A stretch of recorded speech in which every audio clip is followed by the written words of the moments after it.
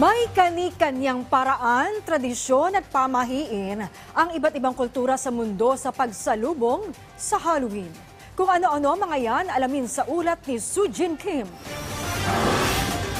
Kung sa Pilipinas, gawain nating bumisita sa mga sementeryo para magdasal, magdala ng bulaklak at magsindi ng kandila, sa ibang mga bansa may kakaibang tradisyon ang mga ito.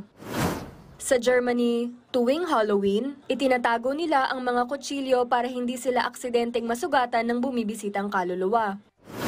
Sa Hong Kong naman, ipinagdiriwang nila ang Yulan kung saan, bukod sa paglalatag ng pagkain at pagsisindi ng mga parol, sinusunog nila ang mga litrato ng yumaong mahal sa buhay at mga gamit nito, kabilang narito ang pera. Ito ay para mahanap ng mga kaluluwa ang daan papunta sa kanilang mga puntod na may samot-saring pagkain. Dito pwede na silang magpakabusog bago dumating ang taglamig.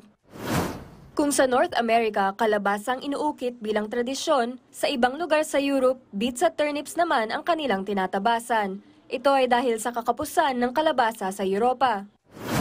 Sa UK, may paniniwala sila na kung tititig sila sa sarili nilang refleksyon sa salamin, lalabas ang itsura ng pakakasalan nila. Ayon sa mga sabi-sabi, kapag mamamatay ang taong nakatitig bago pa siya ikasal, kalansay ang kanyang makikita sa salamin. Ilan lang yon sa mga paraan ng mga tao sa iba't ibang panig ng mundo para maipagdiwang ang Halloween.